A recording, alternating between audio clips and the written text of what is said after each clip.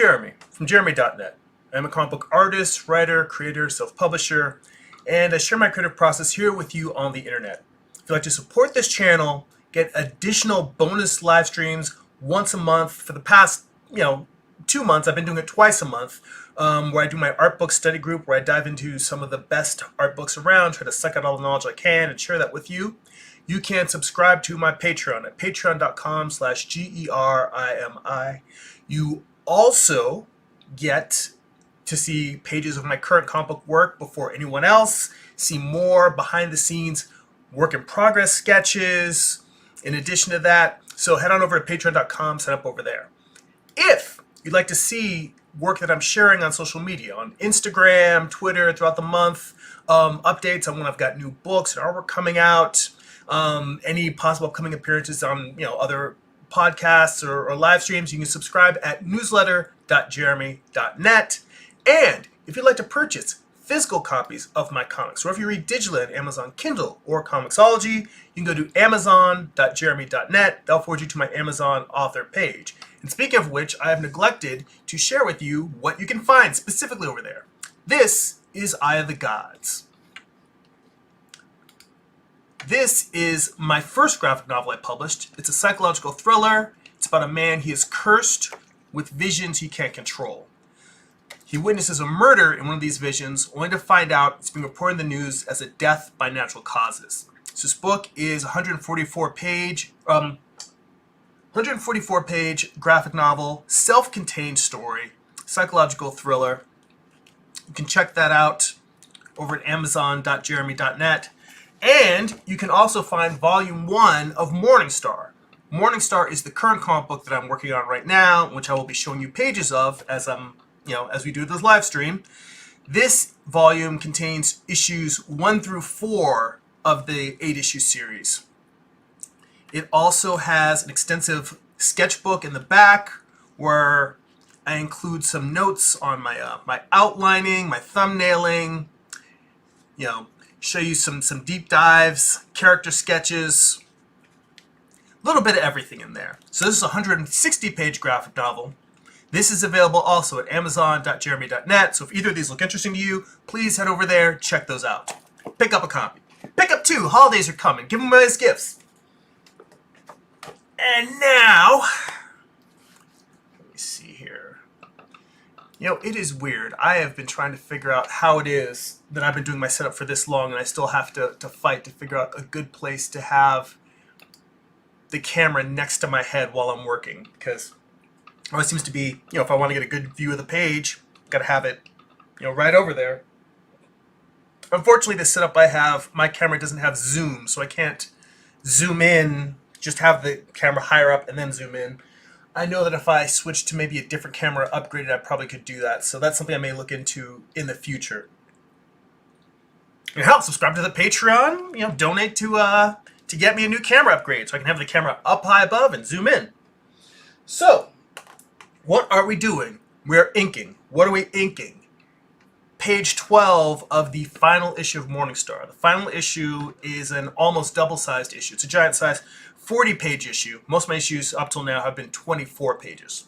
So I'm in here now, and we're inking a scene. Basically what's going on here is all of the angels are pretty much choosing forces between siding with Michael or siding with Lucifer. And the Archangel Uriel, the angel of death in this series, he has chosen to side with Lucifer. However, one of the angels who is already, by the way, this is all spoilers, because at this point, everything I'm working on, it's the final issue. It's all spoilers. If you've been actually reading the series and you don't want to be spoiled on how it ends and you're waiting for the final issue, then you're not going to watch my live stream for the next month or 2 while I'm making this last issue. Last thing I want to tell people to not watch, but I will tell you that this is all spoilers from here on out. Anyway, Ariel, who had been sided with Lucifer, basically has a change of heart, and Michael does not want to kill Uriel. They're fighting, but Uriel is choking the life out of him. And Ariel shows up and puts an axe in his head, which is very painful for her because she and Uriel have become lovers. But she realizes that she cannot let the madness that Lucifer has started continue. So she's going to do what Michael is not and kill him. So things are pretty intense at this point in the series.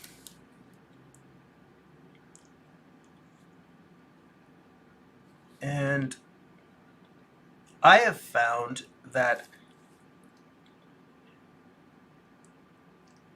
I need to slow down a bit in this inking. Because I'm not rushing because I'm trying to hit a deadline per se. I mean, I would like to have this whole thing inked and done before the end of the year. Like, some of the fact that we're already in November. And I also have to grayscale this gray tone this issue when it's done. You know, we're looking probably at January before I've got the final issue in print. But I'm finding that in rushing to get this done, I've done a few pages that I'm not completely happy with, but I'm trying to force myself not to go back and redraw everything, because I think that that's a common problem in working. I think for all artists is that we want everything to be perfect, and that perfection can drive you nuts because nothing's perfect. You're always trying to get yourself to make the best thing possible. And when I have layouts that I'm very happy with, and I've worked very, very hard on I've worked harder on the layouts for this issue than anything else I've done in this series. So when I finish those and I draw a page and it's, let's say, lackluster. And when I say lackluster, it just means that while the composition is there, while it's telling the story that I need to tell, the individual drawings themselves are not as nice as I'd like them to be. And it's because I just did not take as much time. Sometimes there's places where I scribbled in detail because I couldn't quite draw, you know, what I wanted exactly the way I expected it to look. You know, a little bit noodly and a little bit sloppy, anatomy that's off. As for much as I talk about all these things, you know, anatomy and, you know, studying figure drawing, that I still do a lot of bad drawings. So, hey, I see Trevor Nielsen's in the chat. Hey, Trevor, how's it going, man? Thanks for stopping by. I hope that you are well and healthy and staying sane in these crazy times. And I hope you're finding time to do some creative work. See, Amar's in the chat too. Oh boy, Amar, how you doing?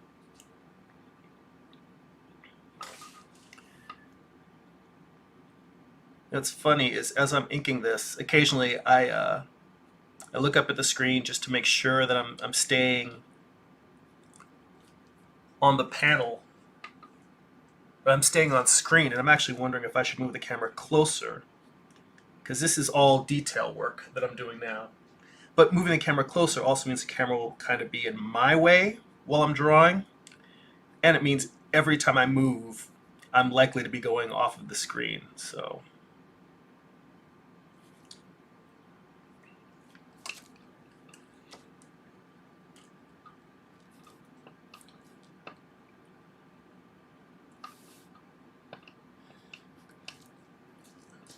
yeah, it's that line between trying to make a great piece of artwork and trying to get a project done. You know, it's like that thin line between love and hate. And I think the agreement I've made with myself is just finish the page, move on to the next page I want to do, the next page in the issue. And when I get to the end, this has pretty much been my process for the entire series, is wait until I get to the end of an issue and then look and see what I can and can't live with. And if there are pages there where I'm like, I can draw better, this really sucks, let me redraw it, then I'll go back and I'll redraw it. If it's a page where I look at it and I'm all, it's not perfect, but it still tells the story, then I will let it go. And that can be emotionally tough to say, yes, I am letting this page go and I'm not happy with it. But I feel like part of that is putting on my big boy pants and saying, well, I can work forever trying to get a page to look perfect, and it never will. And then part of it is also, it's impetus for me to do better. Because if I draw a page and it doesn't suck, but it's not great either, then I'm like, all right, well, I need to start doing better. Having to live with the fact that I made a page and it's not stellar. Those are the kind of things that push me to do more stellar pages. But then there's also that realism that stellar, not every page has to be stellar. Not every page can be stellar. Let's see here. A couple of comments in the chat there. Grab my mouse. Scroll up here. Yeah, so Amar says happy Sunday. Says it looks like you're back to traditional inks. Said, are you thumbnailing or direct ink panels? He says the direct inked approach or straight painting is where I am for the next book. Trevor says he's doing comics. Doing comics is how he stays sane. You and me both, man. Let's see. Amar says I posted the last 4 pages of my first comic a couple of weeks ago or so. Trevor says the perfect page in your head isn't as impressive as a flawed page you actually create and learn from. That's very true. That's very true. That perfect page is just an elusive headless horseman that you're constantly chasing. Whereas what you have, I mean, like you said, I've done pages where I'm like, oh wow, that came out really bad, but I learned specifically next time do this a different way, change it at this angle, draw the anatomy this way, and those learning moments are crucial. Making the pages are how we learn. Yeah, so inking these, what I'm doing is drinking coffee to fuel me and keep me going. What I'm doing is all of the layouts that I was drawing before, I was drawing digitally in Procreate. And I drew them to the proportions of the overall comic book board. Then, when I was finished, I converted them to a light non-photo blue and printed those out on Bristol. So I knew that I was going to be inking digitally. And I think I've mentioned this before. I mean, this whole thing came from watching professional inkers, seeing them doing blue lines from pencils that were just scanned by the penciler and then just emailed or Dropboxed or whatever to their inker. And then they go ahead and print those out on Bristol and ink those pages. And I thought to myself, one of the big problems I had when I did my first graphic novel, Eye of the Gods, was lightboxing my layouts, or pencils as it were. So I would do everything in pencil on it was 11 by 17 paper, but it was still just regular copy paper. So I was drawing on my pencils on tabloid pencil, knowing that I didn't feel the need to have finished pencils and finished inks.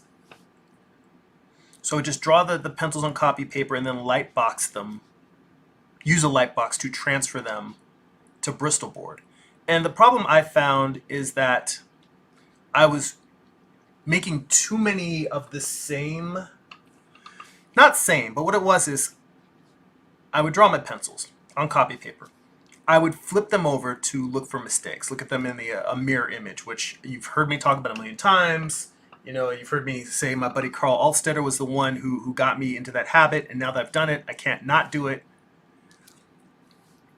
But flipping those pages, finding mistakes, correcting them, then transferring the corrected pencils to Bristol board. And in that process, just the copying over, there were little things where I wouldn't transcribe it line for line. Things were a little bit off. And then I would have to fix those transcribed pencils again. I would have to flip those and make corrections on the transfer. And it got to the point where I'm like, you know, if you're penciling and inking, even if you're good, you're still drawing the thing twice. You're drawing it in pencil, you're drawing it in ink. A lot of artists try to leave a lot of work in the inking. The pencils are rougher, and they leave room so that they can do a lot more finishing in the inks.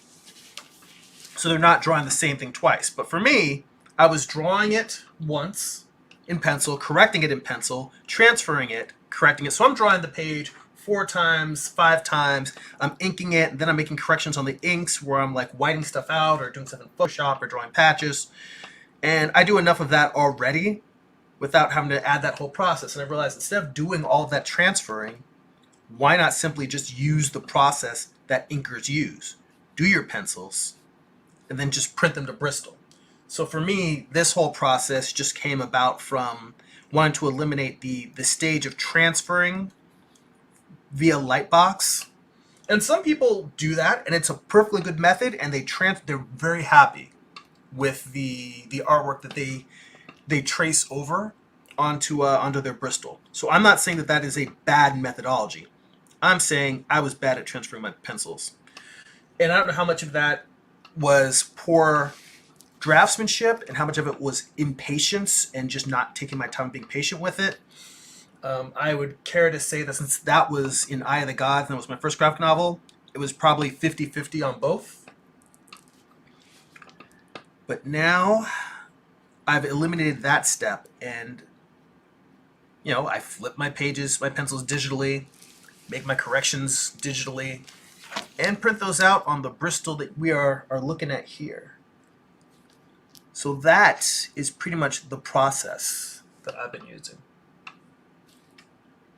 And like I said, I've been trying to get myself to slow down a bit here, because I think that sometimes I can ink a bit mindlessly. I'm not really thinking, I'm just putting lines down. And in a way, that's kind of the fun part of inking, is you can just relax, put on a movie, put on some music, put on a podcast, put on an audiobook, and you just sit and you just draw. You just enjoy the feeling of the ink going down the page. If you're a crow quill artist, you enjoy that nice, soothing scratch. You know, scratching rarely sounds soothing, but I think when you're inking, it actually is. It's kind of like it sounds like you're carving. You know, not that you're digging into the page, but you're the shh, shh, kind of like ice skating or skiing. That's kind of what it sounds like to me. You know, I know there's ASMR videos out there of comic artists inking, and then people just listen to a little scratch of the nib on the page. Mind you, I'm not making that scratching because I'm using a brush, but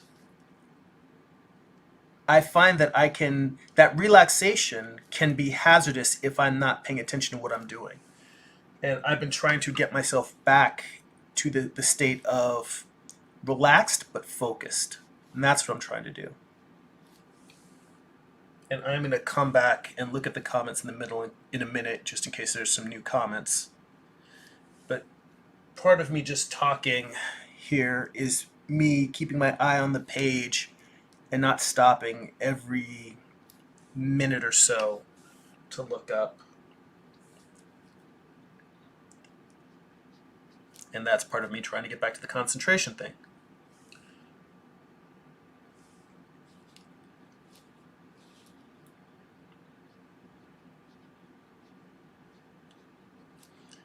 It's so weird. I almost feel like sometimes I wonder if I should get like a GoPro or Google Glass or something. Although I realized that the view of me from the camera up front would look really weird if I've got like a big GoPro on my head while I'm inking. I mean, it would look goofy, but hell, I make comics. When was I going to stop worrying about looking goofy? Artists by nature, I think, have to be willing to let their freak flags fly. And sometimes that means looking goofy. But you know what? My secret is the same as Bruce Banner. always goofy.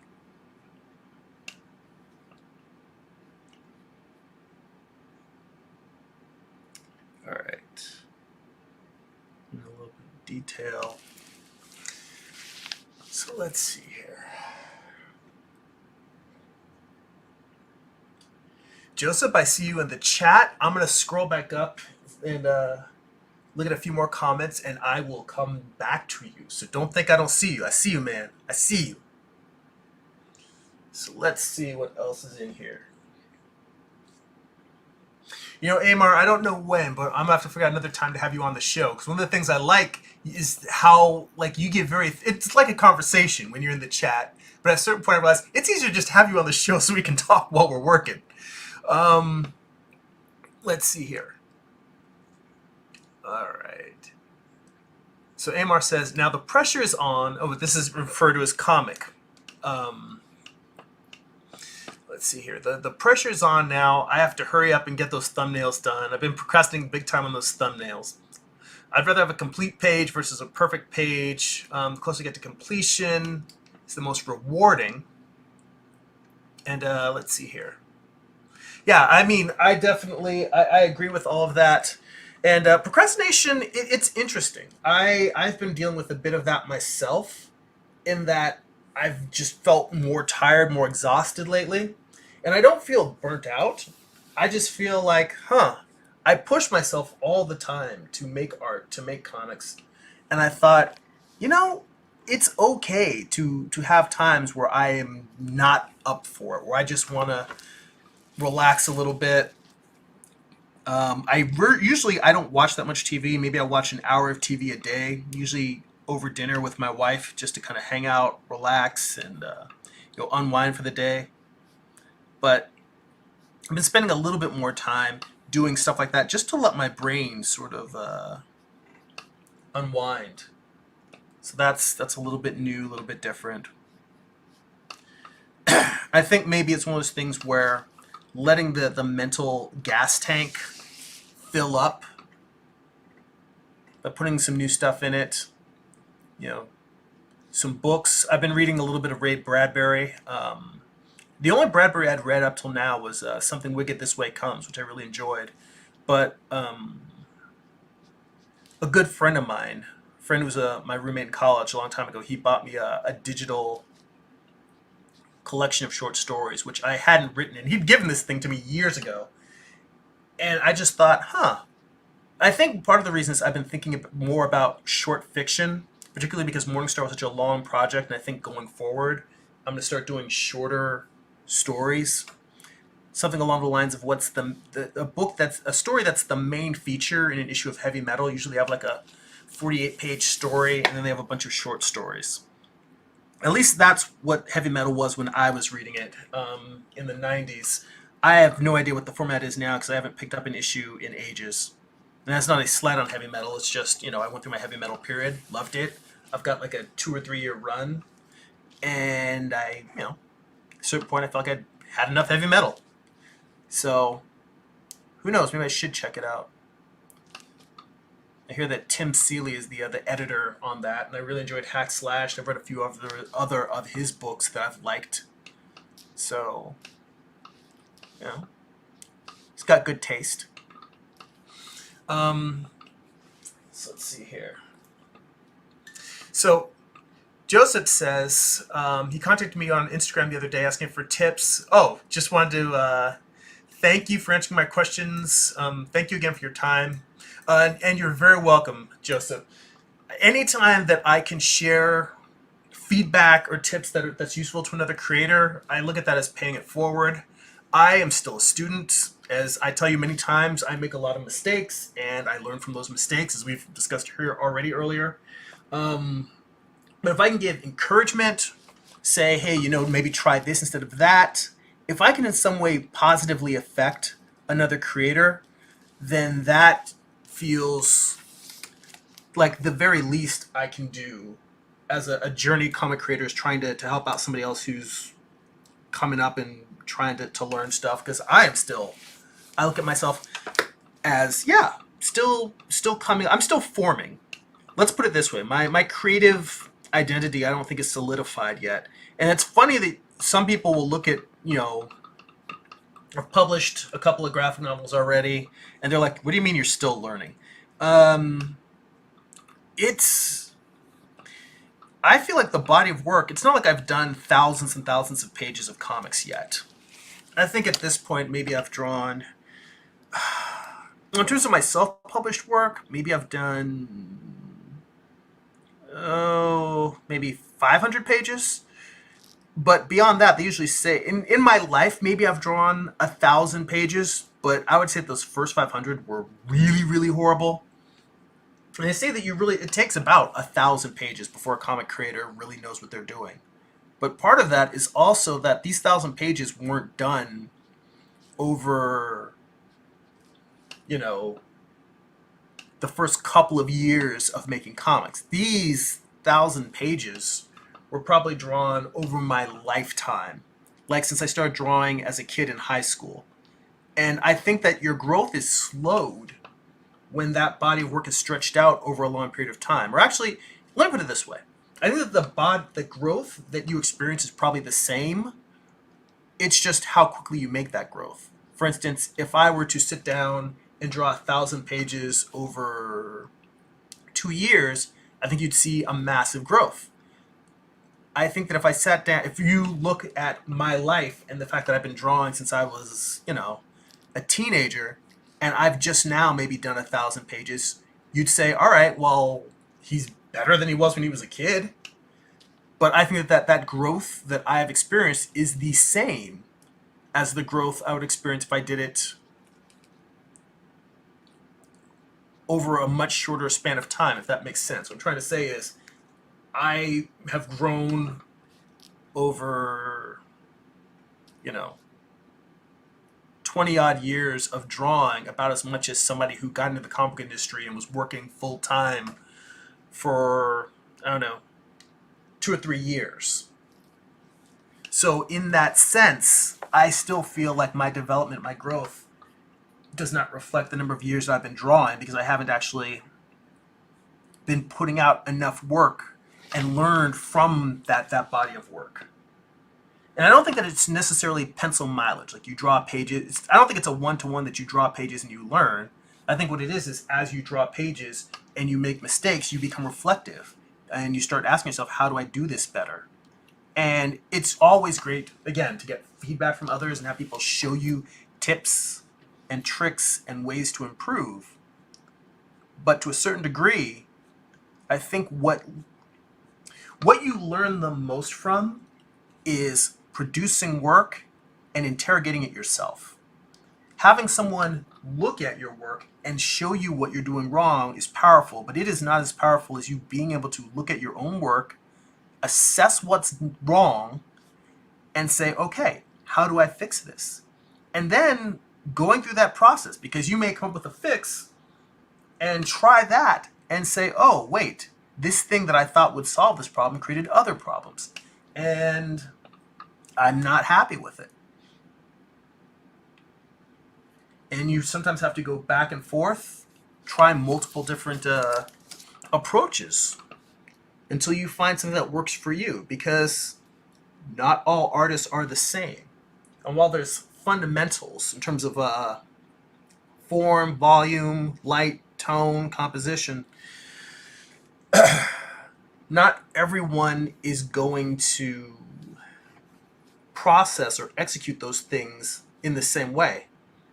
And some people will have problems conceiving of forms, while other people will do forms great, but their sense of value is horrible, or their sense of composition is horrible. Some people may have great composition, but their anatomy sucks. And it's not like there's any way or guarantee that you're going to be good at one versus the other. It's just, that's where quote unquote talent comes in. We all have things that we have a natural affinity for. And invariably, there's always things that some people are better at, and we're envious about that. For instance, I feel like I am pretty good at drawing from imagination, but I am not a very good photorealistic artist. If I look at someone and try to draw a portrait of them, I'm not good at it. And I freely admit that. And I also admire artists who do have that skill. In fact, Joseph, I remember I looked at some of your portrait work and it was fantastic. And I cannot do what you're capable of. I admire it, and I'm glad that you're able to do that. You have that strength. I don't have that, but I think that that's also something where I've seen artists who are like human cameras. They can just look at something and draw it and replicate it perfectly. But when they draw stuff from their imagination, and I'm not saying this is your case, Joseph. I'm talking about in general. I have found that it's rare for an artist to be naturally good at both imaginary drawing and photorealistic drawing. What I have found in my life is that it tends to be one or the other, and whichever one you are weak at, you are envious of those who can do it. So I've seen artists who are amazing and can do photorealistic artwork, and they are extremely envious of artists who just draw from imagination. And it tends to be vice versa.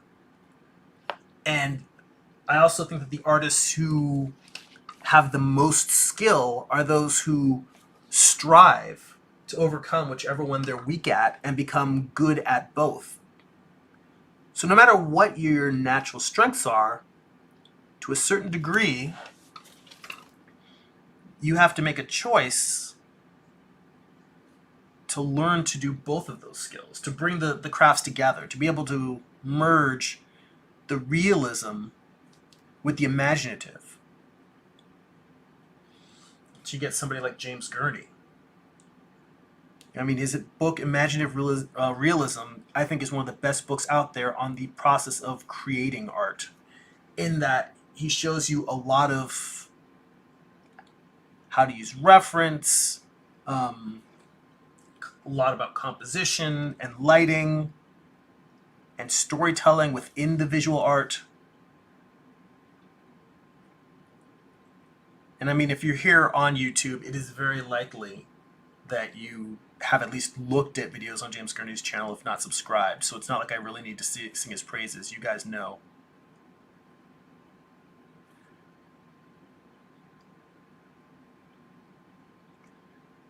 All right. Drawing some eyes in there.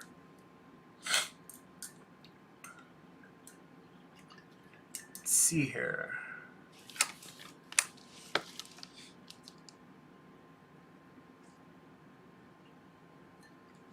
Let us scroll back up. You know, I realized I left that big Amazon.net banner on there. I meant to turn that off at a certain point, just continue with this.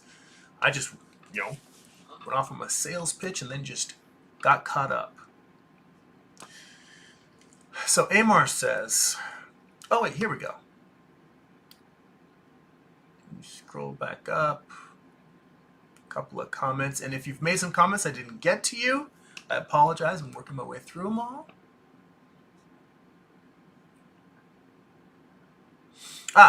Trevor said, when are you going to get a good brush? Well, Trevor, at this rate, probably never. I've gotten really used to this habit of using these, hang on. These are Blick brushes, and I usually use a, hang on a sec. Notifications. So I've just been using Blick. These are their Scholastic, which is, they're like student brushes. They are inexpensive. I use a 0 and a number 2, and I'm fairly happy with these. I just use them, and when they start to fray after about an issue, I just toss them in a jar, and then I use the crappy brushes for dry brush or experimental stuff, or I just give them away to other people, because I'm not good at keeping my brushes clean. I'm just not. I know that you can get better lines from having really fine Raphael's or Winsor Newton brushes. I do not dispute that. But I have found that a lot of times, even with this, I'm starting and stopping a lot, and even though I keep them rinsed, they just, I feel like I would just turn a good brush to crap if I did it. So I've been sticking with these inexpensive brushes that get the job done. So let's see here. Amar says, what do you think about the new cartoon concept art I posted on the Discord? You know what? Oh yeah, I remember seeing that. You know what? I actually thought that there were cool character designs, but it reminded me more of the Powerpuff Girls, so that they felt sort of flat. And I don't think that's a bad thing. But I was wondering how the characters would actually move, because I didn't get the sense of them actually having a bit of a joint in terms of how they would move three-dimensionally, moving their arms like left to right, up to down. I think that you might want to do a few more. I know you had a sheet of a character that was doing a few different poses and movements, but I think you might want to do that with a few more of them, only in that those designs feel like they might not translate to actual movement if they're animated characters that well. So maybe doing a few more key poses, and it might cause you to refine, like moving the shoulders up, down, back, giving them a little bit more of a sense of, you can give something flat volume just by how it overlaps with something. I think they might need a little bit more of that. But other than that, I thought they were really cool. I mean, they all look very funny and cute. And I think I commented on there that they reminded me of Bob's Burgers character design. So I think that's kind of like Bob's Burgers with a bit more of a supernatural feel to it. Amar also says, the greatest growth for me is when I'm under pressure. Joseph says, doing my current portrait commission and listening to the show, it's quite soothing. I have no idea when I'll get started thumbnailing. Commissions are piling up. Well, you know what? You got to do the work that's paying the bills. So commissions piling up is, nothing wrong with that. You've got work coming in. You've got people that enjoy your work and that are willing to pay for it. So that's a positive. Sometimes I find that it's simply a matter of putting something on your calendar. If you've got 8 hours worth of commission work to do, maybe you decide, all right, I'm going to do 7.5 hours of work a day, and then I'm just going to give myself a half hour to thumbnail. Because you'll find that, you just sit down, do a little bit. You're never going to have all the time that you would like to do any creative project. I never have enough time to work on Morningstar or any other illustrations. I never have enough time to do any of the stuff I want to do. But I put it on the schedule, I sit down, and I work on it. I touch it at least once a day. I spend an hour on it. Some days I have to skip it, but sometimes I'll say, all right, I'm only going to get 30 minutes to work on my comic today. And I'm working on it for 30 minutes. But yeah, the commissions are going to keep coming in, and you're going to keep taking them because, it's money coming in. I would say instead of waiting until you don't have a bunch of commissions, just say, in spite of the commissions, I'm going to spend 30 minutes a day. So, and Amar says, I would agree if I've been doing comics since I was 18 or 19 as an independent comic artist. I would be a comic god level artist right now. Yeah, man. Doing it full-time under pressure bends you, and either you will break or you will get stronger or better. And Toto in the chat says, bro, salutes from Mexico. Keep up the good work. Gracias. And thank you for watching. Let's see. Amar says I was able to do both. I started off doing comics and cartoon, then I did realistic work as well back when I was 18 to like my 30s. And you know what? I envy you because I still have never really grasped or mastered the realistic stuff. The closest I get, I guess, is doing figure drawing class and working from the model. But even that, I'm still working more on the structural sense of volume and light than I am trying to really do a portrait. But Joseph says, you're spot on. When I'm coming up with prototype characters for a graphic novel I started working on, I struggle, but then sometimes ideas come to me when I go to bed. Yeah, always keep that sketchbook or that pad of paper by the bed so that you can, let me keep drawing while now I'm going to get back to what I was saying before, where I'm drawing a little bit and then looking up the chat. Because I realize I'm just going to sit here and talk and not draw. So let me keep this going. But yeah, I always find that the ideas come to me at the least opportune time, usually when I'm in the shower or if I'm in the car. And I frequently would just be like, all right, I keep a Google Doc open for ideas, and I may not have time to sketch something out, but if it's writing ideas, then I have a folder a document called idea file, and I just jot down the idea. And And I also have an art idea file because sometimes I will come up with an idea for a picture and I realize that it might take me a half hour to sketch out what I'm thinking, but I can write down a paragraph in like 5 minutes and describe everything that's supposed to be in the picture. It's almost kind of like an Alan Moore comic book script where his scripts are super detailed, but I will do a verbal sketch, basically, an outline, a description of what's in the picture, and it's enough that when I read that, it will refresh the picture I had in my mind. And I find that that is another tool that I use for just keeping track of these things, because I never know when the ideas are going to hit. You know, I think none of us do. Some people are fortunate and the ideas just flow constantly. For me, it's just, it comes and I try to catch it. There was a poet, and I can't remember who, but she used to say that when she would write her poems, it's like she could hear a sound coming over the hills, and that's what the poem was. And it would flow through the air, and if she listened to it, she would just document it and capture it. But if she didn't, it would just sort of float by and pass on and be like, all right, I guess you didn't want this poem. And it just goes off into the ether. So that's what it was, is when she hears it coming, she just tries to reach out and grab it and drag it down, wrestle it down on paper. So for me, that's how a lot of ideas are. And Amar says, I'm all over the place, so I can draw anything. I just need to have more patience. Well, you work very, very fast, Amar. And I always thought that your desire to work fast was just you have a lot of work you want to do. I didn't think that it was a matter of needing to be more patient. I thought that it was just, hey, I want to work fast. I want to get stuff out there. Because I think that there's also, like we've said before, being under pressure, there's something to be said for just doing the work, knowing it's not going to be perfect, and keeping going. So, but it's funny that you say that you need to be more patient, because I have forced myself on this issue. I had a couple of pages that were really, really good and I was really happy with. I had a couple of pages I looked at and I'm like, ugh, I am not happy with that. And I'm trying now to, I guess, modulate would be the word I'm looking for. Because there are pages I'm working on where everything comes out without me trying. It just comes out well. It flows out of the brush. And there's pages that are like pulling teeth. And I don't know why I personally, at this point in how many years I've been drawing, I don't just consistently draw work at the same level of quality.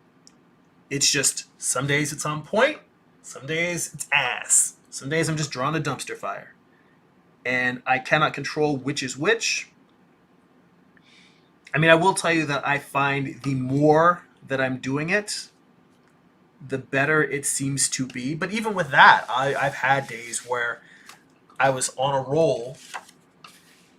Put a little card here so I can make some sweeps without getting ink lines in the gutter. I originally was doing this, what I'm doing right now, with a sheet of Bristol board as thick as the page. And the thing I found is I was getting a weird lip. The thickness of the Bristol board was significantly thicker. Well, it was significantly thicker than this little sheet of, basically, it's a piece of craft paper. It's about as thick as an index card. So with this, when I put the lines down, it just,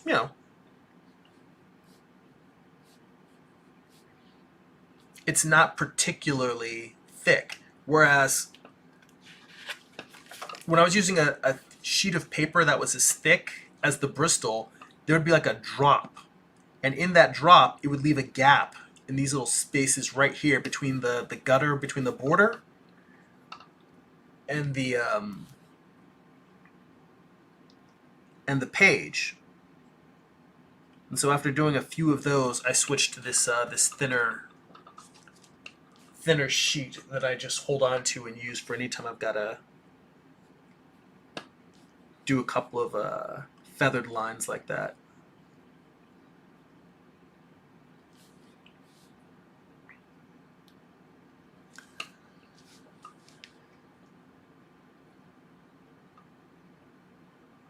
rinsing my brush a little bit. I don't know about you guys, but I am pretty constantly rinsing my brushes because as I go, I find that the ink just gets thick on the brush, and it won't give me as nice of a point every once in a while if I don't just rinse it as I'm going.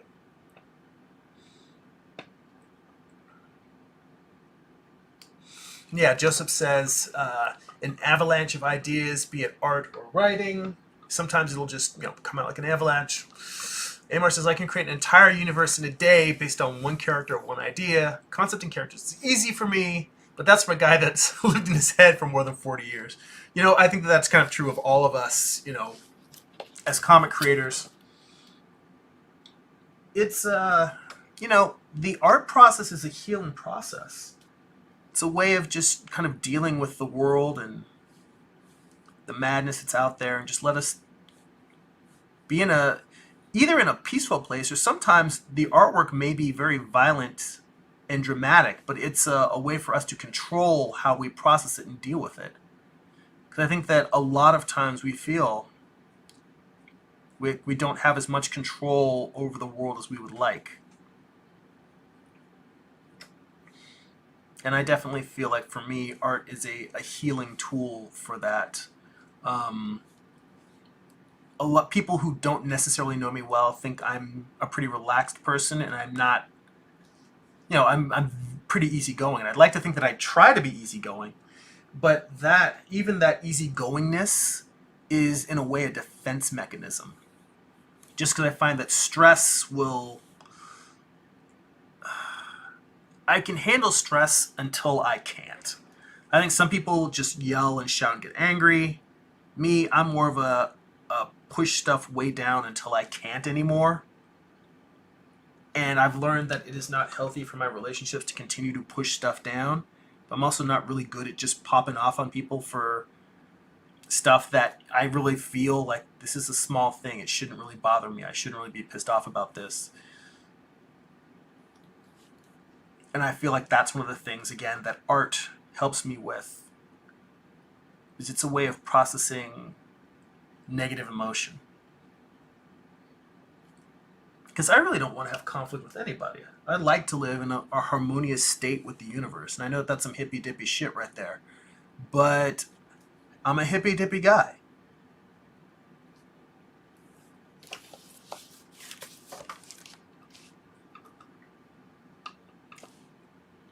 Gotta move this clip over here so I can get my hand into place. Hand position is so important. And I don't think anyone told me that. Or if they did, it's possible that when I was hanging out with inkers when I was in high school, because I was in a small indie comic studio back then, it might be that people tried to tell me and I just didn't listen. But there's something about putting the position so that you can use the natural arc of your hand.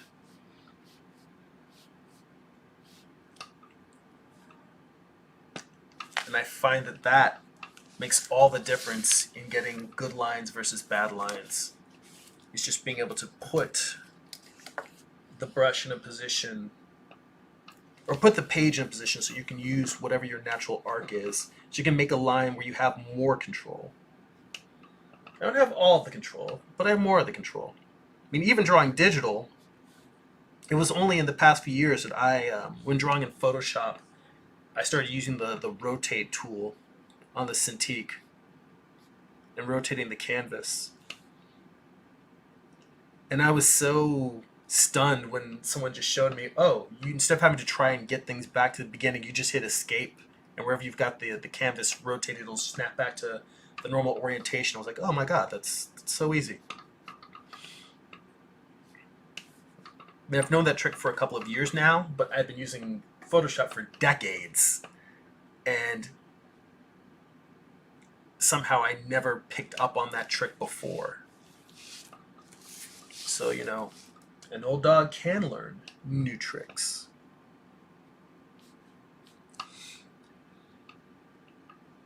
So let's see here.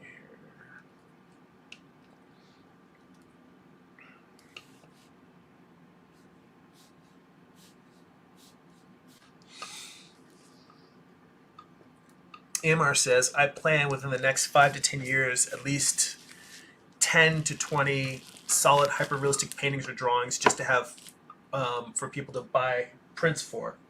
That sounds like a great idea. I mean, in fact, once I finish Morningstar, I'm going to go on a jag. I'm going to have to change my opening spiel from comic book artist, writer, creator to artist, writer. And I'm not going to drop the comics from it, but I think I'm going to go on probably a year bender where I'm just going to do prints, originals, and fan art just to generate more work. Because I think that's the downside of creating comics. It's so labor intensive. Unless you're working in a studio scenario where you've got like people doing backgrounds and assisting, and one person doing layouts and pencils, another person doing inks. It's hard to crank out work at such a long speed. Whereas when you're doing a print, it's just one single image. You can get that done a lot quicker. It says basically it's like moving a hand, since hands are very expressive. And so I already figured out how they would move. The style is based on a four-fingered hand with no thumbs. Oh, we're talking about the characters for your animated series. I was kind of like, oh wait, yeah. But you know what? That's actually a really clever idea. The idea of treating characters like that. Because in drawing hands can be very difficult to draw, but that's because they've got as much a hand has as much character as a full figure, as Amar has described basically his characters on a hand. The fact that we've got 4 limbs, and you've got four limbs and a head, and then a body. We've got the 4 fingers, the thumb, and then the palm. So the intricacies of what movements the hand makes, it's like the hand is an entire figure unto itself in terms of all the things it can do and the poses it can take and the complexity.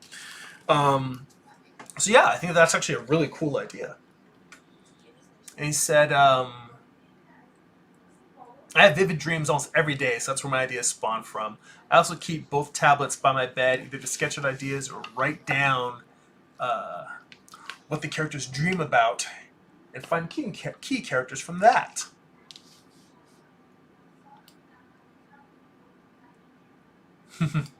Let go and let it live. And Joseph asks, wait, what are drawing over? I don't see the pencil work. So let me bring the page close here. So these are light blue drawings. Like, basically what I did is I drew, hang on, let me move this far enough away that it's still, so that you can still see the pencils, but it's hopefully will be a little bit clearer. You can see down here. Now these are very hard to see because I print them light so that they won't show up when I scan the pages in. That's kind of like a face there that's really lightly printed. All of these, the characters are printed. As a matter of fact, let me grab a board that I haven't started because I've got all of these hanging from a wall next to me. For instance, this page, I haven't started inking yet. But hopefully you guys can see this. That very, very faint light blue. What that is, these are my pencils. And they're printed in a color. These aren't drawn with a non-photo blue pencil. I have non-photo blue pencils, which are just these light blue pencils that basically give you a color that's pretty similar to this. When you photocopy it, it generally disappears. I mean, you can still kind of see it faintly, but it's easy to remove in Photoshop. And if you use a photocopier, they really don't show up. And what I did is, instead of drawing the whole comic in this light blue pencil, what I did was I drew it digitally. So I did my layouts, my pencils, on an iPad digitally, converted them to this light blue color, and then printed that out on here for me to ink. And that's a process that, as I mentioned earlier, in the days of working digitally, nowadays, most comic book pencilers, if they're working with an inker, will scan their pages in and then send them to a Dropbox set up by the publisher, or they'll just send them directly to the inker. And then the inker will download the pages, print those out on Bristol board like this if they were a traditional inker, and, well, I mean, that's the only reason why you'd be doing that process. And they would print it out exactly like this. So I saw that process that inkers were using, and I thought, as I mentioned earlier, it'll save me from having to transfer my pencils on a light box, which causes no end of headaches for me. So yeah, so that's what I'm doing, is I'm just inking over my pencils. And if you penciled traditionally, you could still use the same process where you take your pencils, scan them in, and print them out on Bristol. So it really is just up to you what you choose to like. Traditionally, the way it was done is that pencilers would pencil in graphite on the board. The inker would then ink their pages, and they would ink with a dark enough ink and a high quality ink that the page wouldn't smear if they went over with an eraser. Then usually they, or if the inker had an assistant, the assistant would come in and erase all the pencil lines you could see underneath the pencils, and then all you'd be left with is a pristine inked comic page, and that was the one original page. That is for many, many years how comics were created in like the 70s, 80s, 90s, until digital and scanners started to become more ubiquitous and became more of the creative workflow. So I am always a fan of trying everything and seeing what works best for you, because that's the advantage. We don't have to make comics all in one way. You can make comics all traditional. You can make comics all digital. You can use a mix of digital and traditional. And I think people have to find what works best for them. So let's see here. Amar says, I did the same thing for a while. White nonchalant was a thing for me. Now I speak more of my mind in terms of the stress and keeping stuff in. Yeah, I have found a balance. Actually, what my balance is? I tell people very politely when things bother me. I just say, hey, I'm not happy with that. Or I will tell people negative things, but I tell them, I'm not saying this to be hostile to you. I'm not attacking you. I need you to unknow this. So it's simply a matter of I try to take the venom out of the negative things. So I get them out. I make sure that I'm heard without necessarily attacking other people. That's more of what I try to do. And Joseph says you can see it now. And Amar says that the non-repro reads like that on camera. He says that's what a lot of artists use. That makes it look like a magic non-camera. Yeah, it's funny. In doing this, I've times considered, because I share my process working online, I had considered printing this even darker so that people could see the pencils better as I work. But at a certain point I realized, I've got to also keep in mind what I want the final book to look like. And in the end, I was just like, okay, I just have to make this dark enough that I can see it and I can ink. And if people can't see that, then it just seems like I'm penciling out maybe they'll just think magically I'm inking out of nowhere. Because I can tell when I sit this down, you can see some of this. But, the rest of it, some of the panels are a little bit lighter. Like this panel at the bottom, this one is very, very light. In fact, I even looked at it and I was like, wait a minute, am I going to have to open my my digital pencils and take a look at it so I can make sure I can refer to it? Let's see, Trevor asks, what are the dimensions of the live area you're using? Well, I'm drawing on 11 by 17 inches tabloid paper. So that's the overall thing. The live area within that, traditionally in comics, on 11 by 17, is 10 inches wide by 15 inches tall. Mine is not. First off, this page, particularly this panel, is designed to go off of the bleed, which is why this panel border goes up. Because that's just something I'm going to do so that it's actually going to be cut right about here, but I want this particular panel to go off the page. The same way that I've got these going off. This side has a border, but this side of the panel is going off. The bleed for a comic book page is normally, if you do it 10 by 15, then that's sort of your live area. But I have more of that. Like this is actually probably about 9.5 by 14.5. And the reason for that is because I am working with two different trim sizes.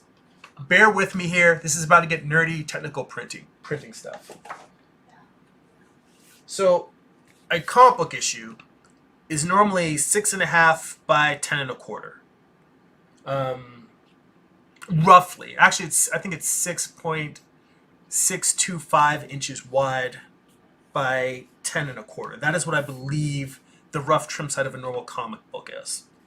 Now, the difference though is that my trade is digest size. And I wanted to do this because since I'm not doing a superhero comic book, I wanted this book to feel more like a trade paperback. If you grab a novel, this is like, it's bigger than a paperback, but it's still within the size that you would find on a normal trade bookshelf. Like it's the same size as some of the larger black and white Sin Cities, the ones that aren't the full comic book size, when they redid it so it all had a consistent line look a consistent trade dress. I want to say in the early 2000s they redid the trade dress for all the Sin City books and made them a large digest size. I believe they've redone the trade dress since then again, so I'm not sure what the size is now. But the reason why I'm telling you that is that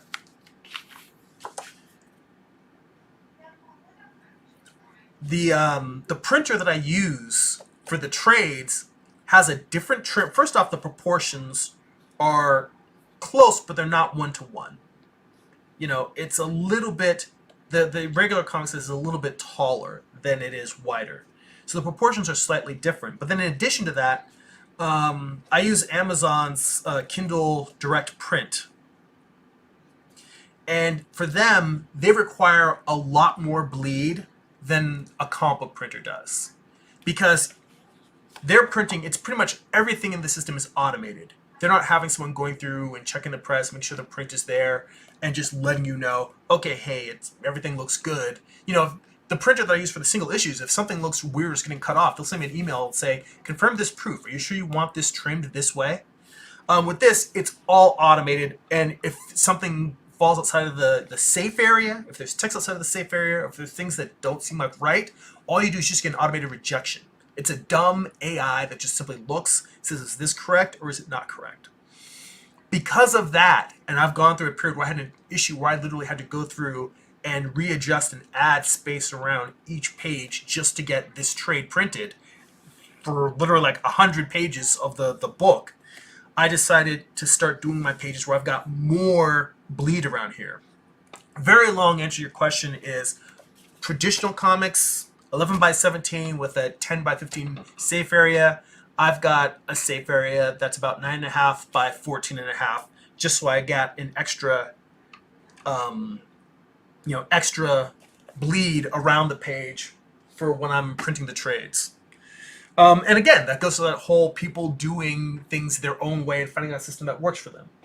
Maybe it would have been easier if I just made the trades the same size as a regular comic book issue, but it was a decision I made that I'm still happy with. I like the fact that I like how the artwork looks when it's reduced like this, because I have kind of a large, rough. Yeah, I mean, you've seen here. I don't draw super tight. So the smaller size for the pages I think it helps with the books tightening up. I'm happy with how the books look in the single issues, but I feel like it looks even better in this smaller size. And also, it's another thing. My lettering is large in the regular issues. It's not quite as big as, say, if you get a translated manga that's in a single issue where the lettering is huge. But my lettering is probably about 20% larger than you find in your typical Marvel or DC comic. And that's because I didn't want to have to re-letter the book for the trade size. I mean, that would just be nuts. So I did it with lettering that's a little bit oversized, but it shrinks down and it still looks good at that trade paperback size. So that was some minutia there.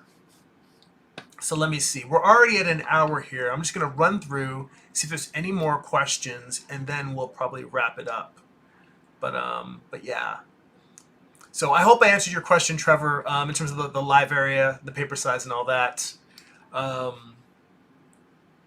Let's see here. Everybody's chiming in on the paper size. It depends on the output of the printer you're working in. Trevor's asking technical issues. That's why I asked. And he said, so you designed it for the trade digest. Does that affect your... Okay, yeah. So I did. It did affect my font size. So I'm glad I answered that going through.